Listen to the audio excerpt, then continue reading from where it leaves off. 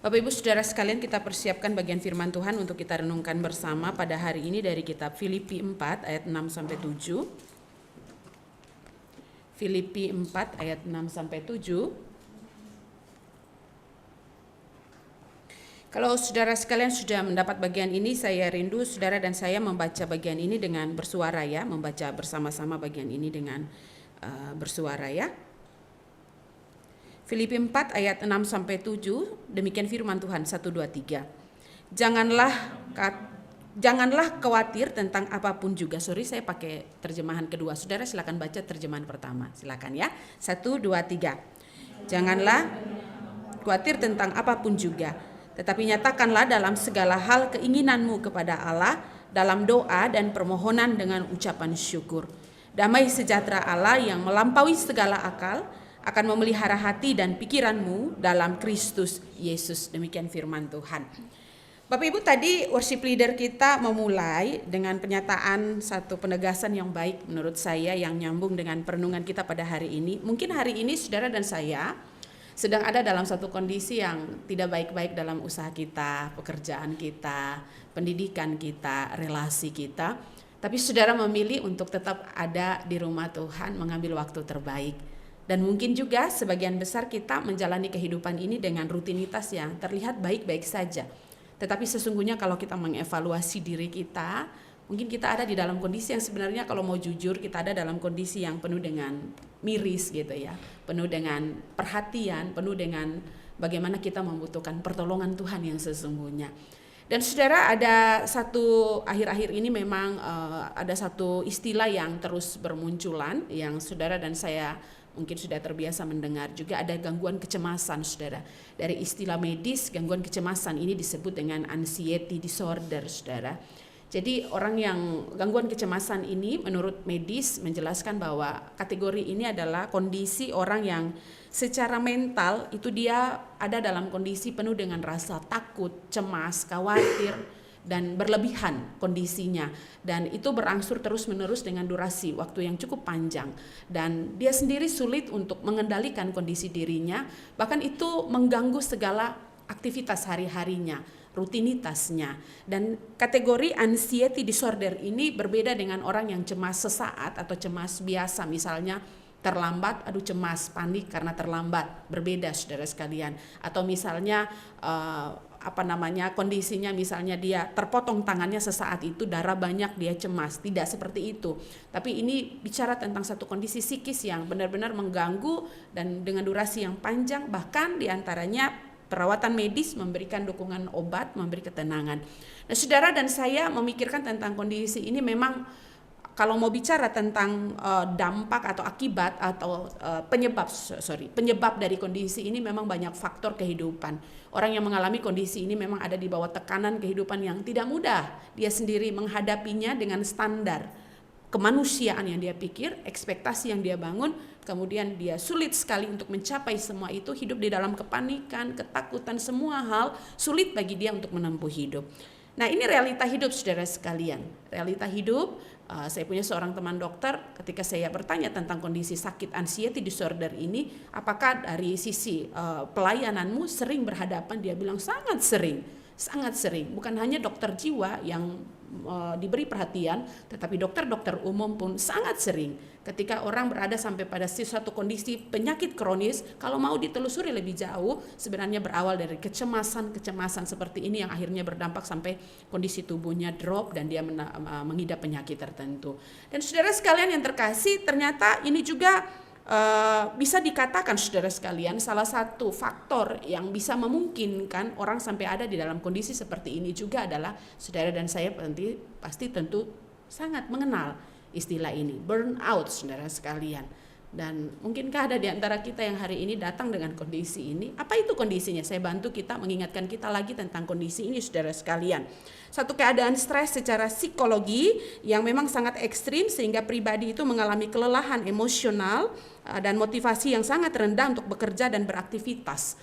Dan memang ini adalah karakteristik orang yang dengan rutinitas aktivitas yang sudah di level yang sangat padat dan ada pada satu kondisi yang dia sendiri tidak begitu semangat lagi untuk tidak mau melakukan, bahkan rutinitas dia bisa melakukan, tetapi tidak dengan gairah yang baik untuk menjalani sebagaimana selayaknya. Kemudian memang ini adalah suatu sindrom psikologi yang memang meliputi kelelahan, baik itu secara mental dan secara fisik, bukan hanya psikis dan mental, tetapi secara mental dan secara fisik yang mempengaruhi pribadi orang tersebut itu menurun di dalam kemampuan dalam melakukan tugas-tugasnya, seperti mengakibatkan timbulnya rasa cemas, depresi, bahkan dapat mengalami gangguan tidur dan sebagainya. Nah, saudara dan saya coba memikirkan bahwa kondisi seperti ini di tengah secara khusus saudara yang bekerja di dalam mobilitas, kepadatan aktivitas di tengah-tengah kota Jakarta, apatah lagi yang mungkin akhir-akhir ini kita berhadapan dengan penumpukan pekerjaan yang begitu banyak, kemudian di jalanan yang begitu macet, kemudian kita dituntut dengan beragam tantangan-tantangan dalam pekerjaan, ini bisa mempengaruhi. Dan tidak dapat dipungkiri saudaraku sekalian bahwa siapapun itu orang yang bekerja, ada fasenya itu, dia akan mengalami kondisi ini Bapak Ibu Saudara. Siapapun itu. Saudara, saya sharing bersama dengan rekan-rekan pendeta, rekan-rekan hamba Tuhan, rekan-rekan sekelas saya yang juga di dalam pelayanan pastoral, pelayanan penggembalaan, apakah pernah mengalami akan kondisi itu? Semua hamba Tuhan tanpa terkecuali.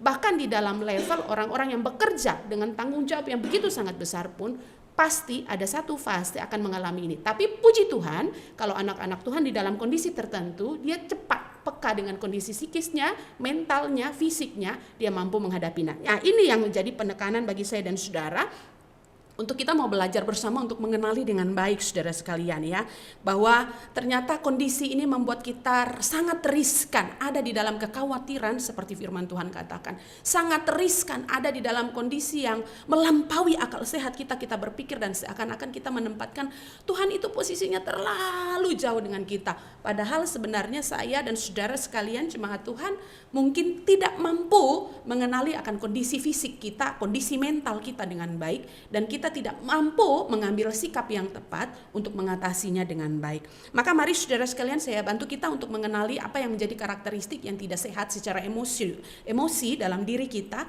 sehingga ini mampu berdampak di dalam kondisi burnout tadi saudara. Mari kita perhatikan bahwa keberadaan seperti sampai berdampak kepada burnout atau emosi yang ada dalam kekhawatiran dan juga secara emosi sangat rendah. Yang pertama saudara, ini terkait dengan bagaimana pribadi tertentu memiliki kepekaan diri yang sangat rendah, tidak mampu untuk melihat segala kondisi, membaca situasi dan lain sebagainya, dan flat rasanya hidupnya. Itu bicara tentang kepekaan. Kemudian juga ini bicara tentang bagaimana keberadaan dirinya itu dia tidak memprioritaskan terkait dengan kehidupan pribadinya, tetapi kehidupannya adalah bicara tentang pekerjaan atau juga mungkin dalam kategori hamba Tuhan adalah pelayanan, pekerjaan, hanya terfokus kepada situ. Dan bagi dia seperti waktu liburan, waktu bersama keluarga, waktu itu bagi dia itu bukan hal yang terlalu penting dalam hidupnya. Karakteristik bisa seperti ini bisa berdampak juga. Kemudian relasi bersama Allah, menurut saya dan saudara sebagai anak-anak Tuhan, bahkan semua orang yang beragama harus menyadari akan hal ini, bahwa relasi kita bersama dengan Allah yang sebenarnya kita melakukannya tetapi secara rutinitas tanpa menopang segala aktivitas kita bersama dengan Allah. Nah, kalimat ini saudara harus mencerna dengan baik. Ini bukan berarti orang itu tidak berelasi dengan Allah, tetapi orang itu berelasi dengan Allah, tetapi relasinya dengan Allah itu terjebak di dalam rutinitas, sehingga itu tidak menopang aktivitasnya bersama dengan Allah. Dia membaca Alkitab tapi flat, tidak ada apa-apa yang dia dapatkan. Dia mendengar khotbah tapi flat, tidak ada apa-apa yang dia dapatkan. Dia datang beribadah tapi flat, tidak ada apa-apa yang dia dapatkan, dan bisa terjebak dalam kondisi ini. Kemudian saudara sekalian, ini penting juga ya, saya mengutip kalimat sahabat ini karena nanti saya akan menggunakan beberapa pernyataan dari Peter Scazzero di dalam bukunya yang berjudul The Emotionally Healthy Leader, yang bagi saya sangat memberkati kehidupan pribadi saya, sehingga poin ini juga saya tambahkan di dalam karakteristik kurangnya menjalankan sabat di dalam kehidupannya. Nah, nanti kita akan melihat bersama bagaimana sabat seharusnya yang harus dibangun dalam kehidupan kita untuk kita tidak terjebak di dalam kondisi-kondisi tadi. Maka saudara sekalian yang terkasih dalam kasih Kristus, melihat akan kondisi seperti ini akan berdampak, punya dampak yang begitu sangat fatal. Dan saya harus mengatakan kepada saudara bahwa akibat beberapa poin tadi yang kita tidak mampu mengenal dan mengontrol diri baik secara fisik, psikis, mental, ini akan berdampak fatal dalam kita, kehidupan kita. Yang pertama saudara, dan saya bisa melihat ini dampaknya begitu banyak saudara. Mungkin semuanya tidak saya masukkan, tetapi beberapa poin penting yang bagi saya ini penting perlu diingatkan. Bahwa tidak bisa menanggung tekanan yang dirasakan karena harus melakukan terlalu banyak hal dalam waktu yang terlalu sempit. Mepet ya, kemudian selalu terburu-buru, selalu atau terlalu cepat memberi pendapat dari sebelum menilai dengan baik, kemudian sering takut akan masa depan yang sebenarnya belum pasti, kemudian terlalu khawatir tentang apa yang orang lain pikirkan tentang dirinya dan katakan tentang dirinya, kemudian bersikap membela diri, mudah tersinggung, terus sibuk dan terdistraksi, kemudian terus-menerus mengabaikan stres, bagi dia itu bukan hal yang penting, kemudian kecemasan, ketegangan yang dirasakan dalam tubuh dia anggap itu hal biasa dan tidak dipikirkan, kemudian merasa tidak bersemangat atau terancam oleh keberhasilan orang lain berhasil dia yang terancam misalnya seperti itu, kemudian lebih rutin memberi waktu untuk bicara daripada mendengar. Nah, ini saudara sekalian dampak akibatnya dari dampak yang orang tidak mampu mengatur tempo hidupnya atau sabatnya tadi itu dengan baik, maka kondisi ini sehingga mengakibatkan seseorang ada dalam kecemasan, kekhawatiran, bahkan seperti anxiety disorder tadi pun dari kondisi-kondisi seperti ini. Maka saudara sekalian yang terkasih dalam kasih Kristus, saya dan saudara melihat akan penegasan bagian firman Tuhan dari pernyataan Rasul Paulus kepada jemaat di Filipi ini menjadi satu landasan terpenting bagi kita anak-anak Tuhan dengan melihat setiap realita seperti yang tadi sudah digambarkan tadi menjadi tolok ukur terbaik untuk kita kembali kepada Kristus. Hidup tenang di dalam mengandalkan Kristus. Jaminan paling penting bagi kita anak Tuhan. Ya, hidup tenang di dalam mengandalkan Kristus. 2 ayat dari Filipi 4 ayat 6 dan 7 ini membantu saya dan saudara untuk melihat dengan jelas. Mari kita perhatikan di ayat 6a dikatakan di situ, saya baca sekali lagi, janganlah khawatir tentang apapun juga. Ya, janganlah khawatir tentang apapun juga. Tetapi nyatakanlah dalam segala hal keinginanmu kepada Allah dalam doa dan permohonan dengan ucapan syukur. Penegasan pertama yang Rasul Paulus tegaskan bagi anak-anak Tuhan di dalam kondisi mereka ada, saya mungkin tidak perlu menjelaskan latar belakang karena kita pernah ada di fase yang kita belajar tentang kitab Filipi secara berurutan saudara sekalian ya. Jadi saya pikir saya tidak perlu kembali ke belakang lagi. Dan penegasan ini membawa saya dan saudara untuk melihat dengan jelas bahwa Rasul Paulus mau supaya setiap anak Tuhan yang sudah mengalami kasih karunia Tuhan, yang sudah hidup di dalam pengenalan akan cinta Tuhan di dalam kehidupannya itu, dia mampu memanage segala kondisi kekhawatirannya itu. Ada 2 penekanan penting bagaimana anak Tuhan mampu memanage kekhawatirannya itu.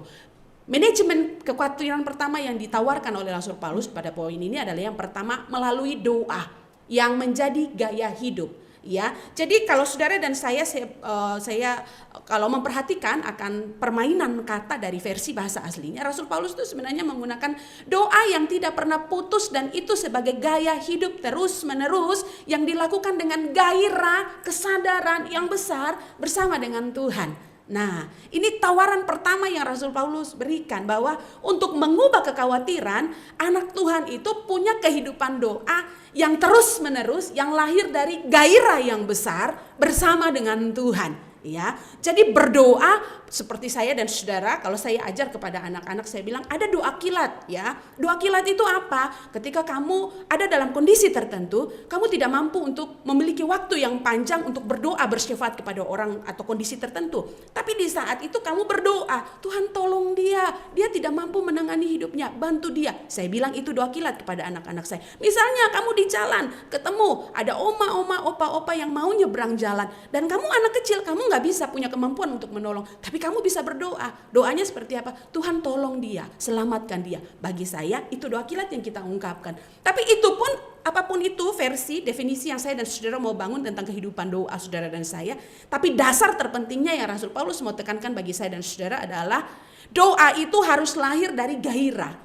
kerinduan ya yang besar dalam kecintaan kita kepada Tuhan. Jadi poin pertama adalah, manajemen pertama adalah ubah kekhawatiranmu dengan gairah doamu yang terus-menerus di dalam Tuhan. Kemudian saudara sekalian, masih tentang penekanan doa saudara sekalian, tapi Rasul Paulus menambah manajemen kedua itu adalah berdoa dengan ucapan syukur saudara sekalian. Maka di situ dikatakan pada ayatnya yang ke-6, sekali lagi saya baca kepada kita sekalian, dalam doa dan permohonan dengan ucapan syukur, ya. Berdoa dengan ucapan syukur saudara sekalian. Nah, ini menjadi penegasan terpenting bagi anak-anak Tuhan untuk melihat lingkup hidup secara utuh tentang konsep bersyukur kepada Tuhan itu seperti apa. Karena ini satu hal yang penting yang saya dan saudara harus pahami, bahwa dalam tekanan firman Tuhan ingatkan kita harus berdoa meskipun ada permohonan yang kita harapkan kepada Tuhan, tetapi harus diselimuti dengan ucapan syukur.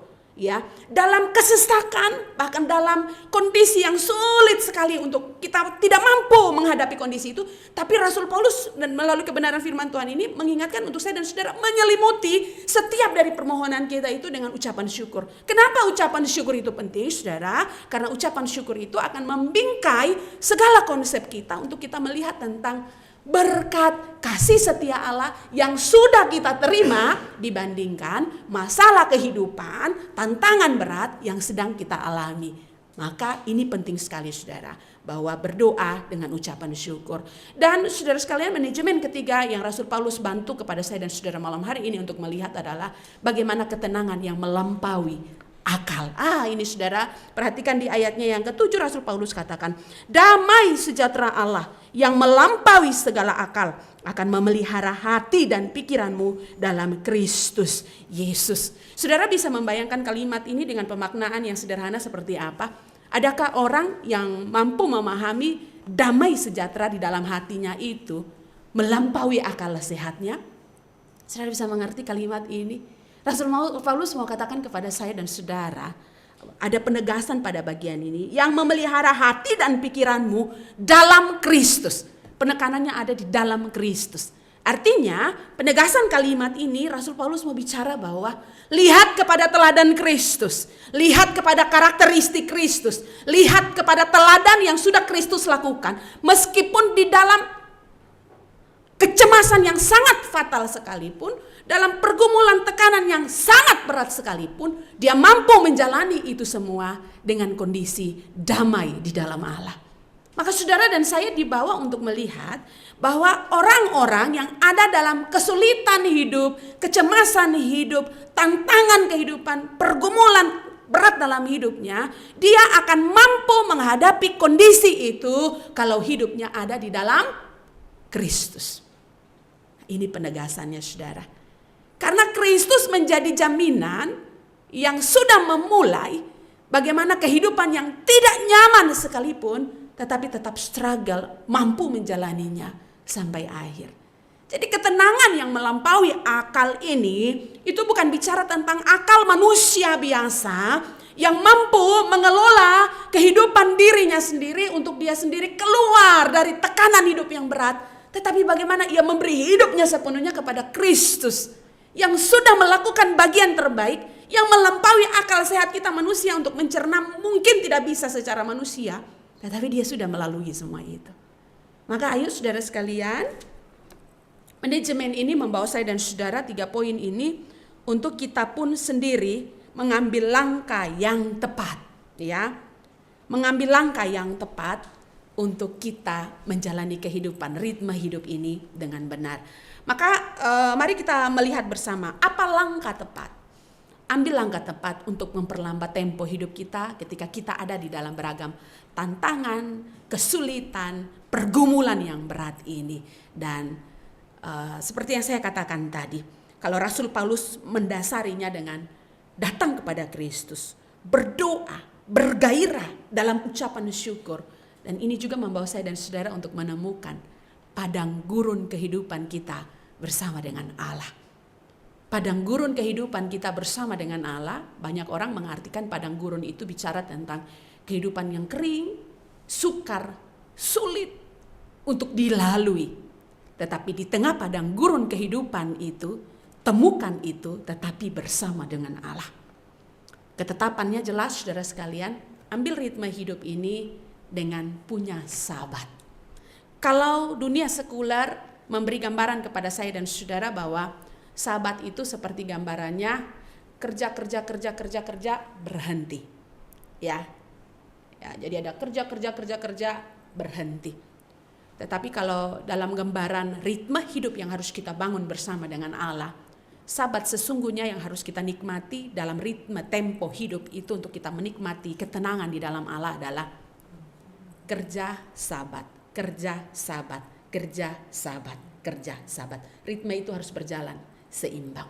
Saya diberkati sekali lagi melalui bacaan buku dari Peter Scazzero ini yang membantu saya untuk mampu melihat dengan jelas bahwa kehidupan ini harus menjalani dengan tempo hidup yang pasti, sehingga kita mampu memanage hidup ini dengan tepat untuk kemuliaan bagi nama Tuhan.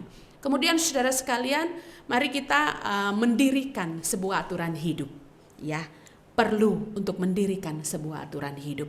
Kalau di dalam institusi, lembaga tertentu, aturan itu menjadi patokan terpenting untuk ada keteraturan, ada pendisiplinan dan ada ritme yang baik. Maka kehidupan pribadi kita pun, mari kita mendirikan sebuah aturan hidup yang tepat.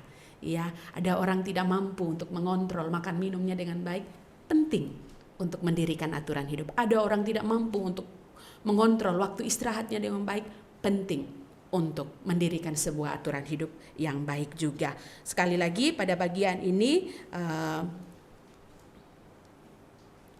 pada bagian ini ketika kita mampu temukan padang gurun kita bersama dengan Allah, maka ini akan membantu kita. Padang gurun itu bicara tentang, sekali lagi, bicara tentang bagaimana kita punya ruang yang khusus dengan Allah.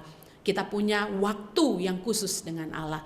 Dan secara faktanya atau secara implikasi sederhananya, mungkin itu bicara tentang bagaimana saya dan saudara membutuhkan waktu yang tenang, yang sejenak kita benar-benar fokus bersama dengan Allah. Dan itu bicara mungkin kita butuh udara yang segar di bangku taman mungkin, di perpustakaan mungkin, atau juga mungkin di tempat tidur mungkin, atau juga mungkin sebatas melihat kepada cuaca di luar rumah. Dan yang terpenting seperti yang Rasul Paulus katakan tadi, itu lahir dari gairah kita di dalam berdoa bersama dengan Allah. Kemudian saudara sekalian, langkah yang harus saya dan saudara ambil juga terpenting adalah ini harus menjadi satu proyek penting bagi anak-anak Tuhan untuk kita bukan hanya memahami, mengerti, tetapi apa komitmen untuk kita mampu membangun kehidupan ini sehingga kita tetap nyata menikmati aturan atau menikmati ketenangan di dalam Tuhan itu. Nah, saya bantu dengan 4 poin pada bagian ini saudara sekalian yang saudara dan saya bisa melihat dengan cepat. Ya. Yang pertama adalah komitmen untuk membangun aturan hidup itu adalah melalui doa, melalui relasi, melalui istirahat, dan melalui kerja. Sehingga ketika kalau kita mampu melihat setiap konsep ini secara utuh sebagai satu representasi, satu kehadiran kasih Allah yang kita terima dan juga yang kita mampu menunjukkan dan memberi, bukan hanya menerima tetapi memberi, dan ketika kita menghidupi itu dalam kehidupan kita dengan baik dan lahir dari gairah yang dalam, ini akan menjadi satu proyek ketaatan yang kita bisa membantu diri kita untuk menghadapi segala tentang kondisi yang sulit seperti gambaran awal tadi, kekhawatiran kita, kecemasan kita, karena kita punya keteraturan hidup yang baik dengan Tuhan. Kemudian saudara bisa lihat waktu istirahat juga mungkin bisa dibantu. Ya, ada waktu istirahat juga, olahraga yang rutin, liburan yang direncanakan, membaca banyak buku, sabatikal mungkin saudara, masa terapi, pergi ke pantai alam, batasi media sosial, batasi bicara. Ini membantu kita saudara sekalian.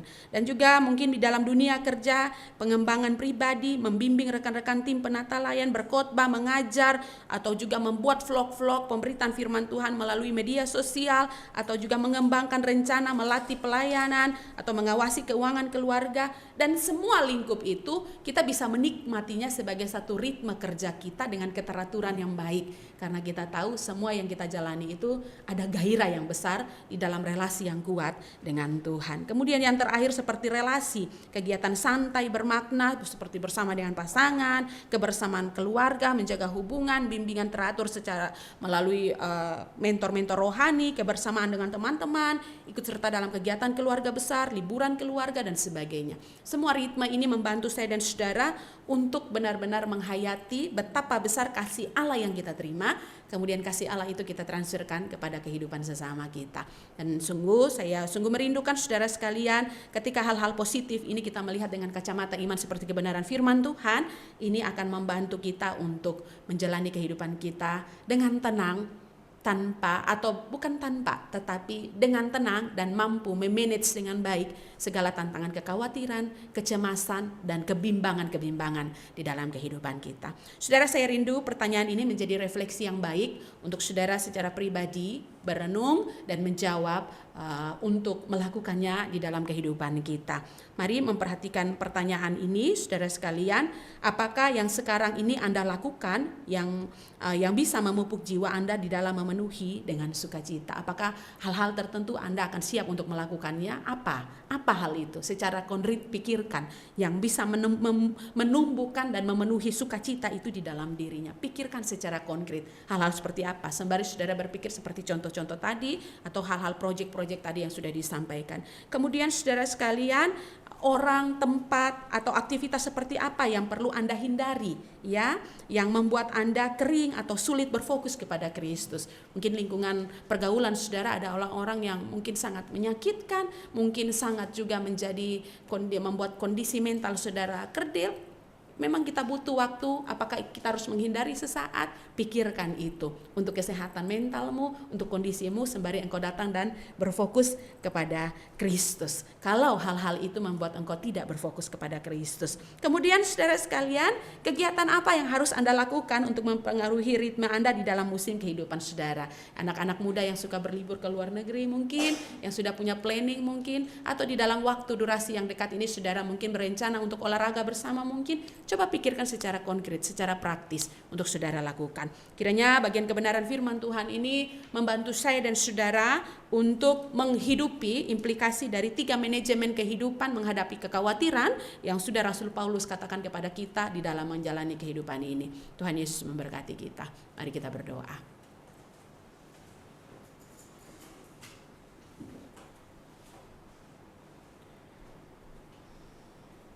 Saudara, saya persilakan saudara dalam waktu tenang sejenak ini, dari pertanyaan yang sudah saudara lihat,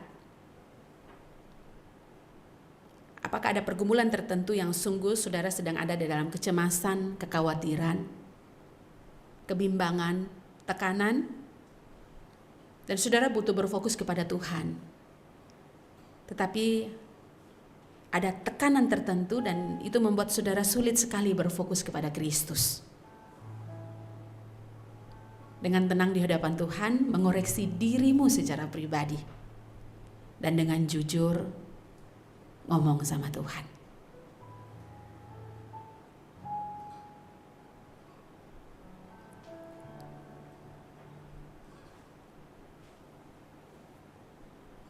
Hanya kepada Kristus engkau tenang. Dia yang menawarkan damai sejahtera yang melampaui akal, hanya di dalam Dia.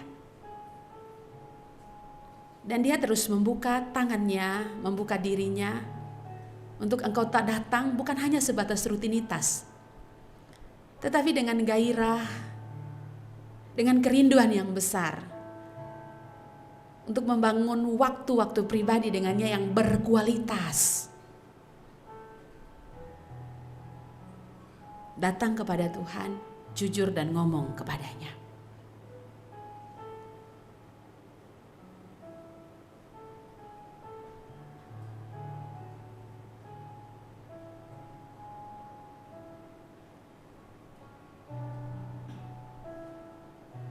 Apakah saat ini saudara sedang bergumul dengan kondisi pekerjaan saudara, usaha saudara?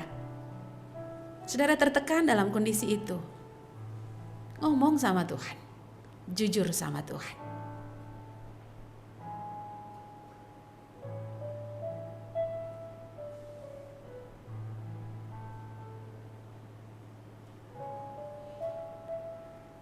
Tuhan, terima kasih untuk firman-Mu yang mengingatkan kami untuk kami datang kepada Tuhan selalu.